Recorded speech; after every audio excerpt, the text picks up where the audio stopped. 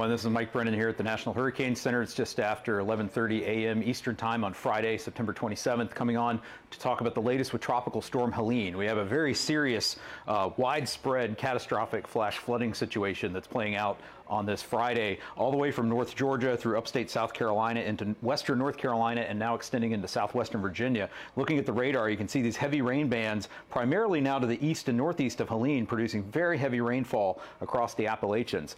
We have Helene right now centered just to the southwest of Bryson City, North Carolina as of 11 o'clock this morning, moving very quickly to the north still at 32 miles per hour. Maximum sustained winds now are down to 45 miles per hour. So while the winds are decreasing, there still is a wind threat across much of South Carolina, portions of eastern Georgia, and western North Carolina this morning, where we are still seeing tropical storm force winds, especially in gusts. But the primary threat right now is really the flooding, and these are the flood watches and warnings that are in effect everywhere you see in green, all the way from near Roanoke, Virginia, southward along the Blue Ridge Parkway through western North Carolina, through Asheville, Greenville, down to Atlanta, and everywhere you see blinking in red here is what we call a flash flood emergency, and that means that there's catastrophic, life-threatening flash flooding going on. Lots of water rescues, water getting into homes and buildings, the potential for dam failures, especially in a couple of places here in western North Carolina. So those flash flood emergencies are in effect for places like Asheville, Morganton, Lenoir,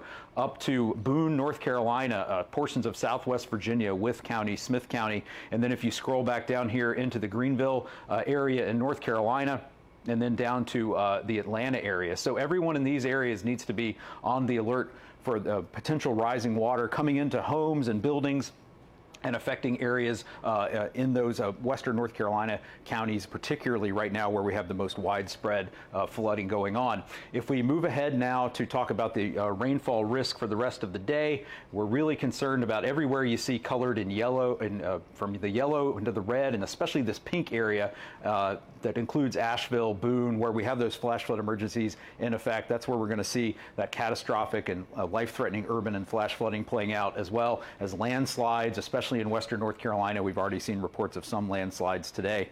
Again, moving on now to the tornado risk.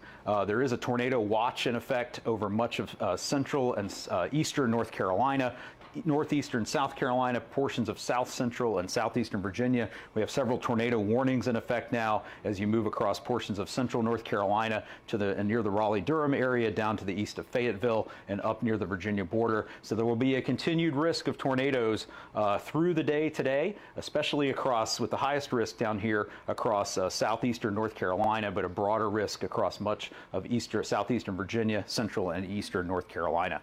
So again, it's going to be a very dangerous situation that's going to play out today across portions of North Carolina, South Carolina, Virginia, and Georgia. People are going to remain sheltered in place in a safe location.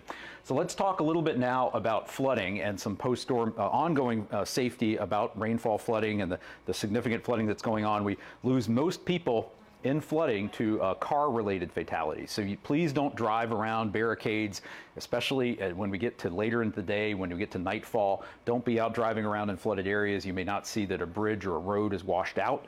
It can be very dangerous, and you don't know how deep the water is. And even when the water recedes, the ground underneath a road or bridge can become unstable and can cause accidents there. Now let's hit the little bit of post-storm safety. Areas of Florida, near the Big Bend region, up into the Panhandle where Helene made landfall last night, up into southern Georgia, now up into South Carolina. There's widespread power outages. If you're using a generator to power your home, you have to do it safely. If portable generators can produce carbon monoxide, a colorless, odorless gas, which can kill people within minutes if the generator is not properly ventilated. So please operate your generator at least 20 feet away from your home. Only use them outside, away from windows, doors, and other openings. And again, have a battery-powered carbon monoxide detector in your home to keep you safe. Other post-storm safety advice, especially in these areas that have been affected by flooding or by storm surge. It can be very dangerous in the post-storm environment. Near damaged buildings, you don't want to go in there. There can be structural damage, collapses. There can be gas leaks. You have to watch out for downed power lines that are still live and can cause electrocution. And you don't want to walk or drive through flooded waters. There can be bacteria, chemicals, unsafe materials in that water that can cause you to become sick or get injured. So a few takeaways here as we move on with this 11 a.m. update for Tropical Storm Helene. We have historic, catastrophic, and life-threatening flash and urban flooding, including significant landslides across portions of the southern Appalachians, and that's going to continue through this evening.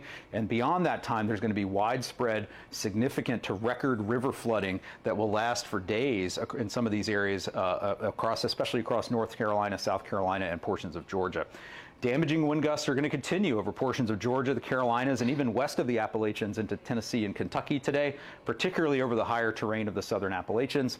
And then finally, again, with these long-duration power outages, please be safe in the post-storm environment and use those generators safely.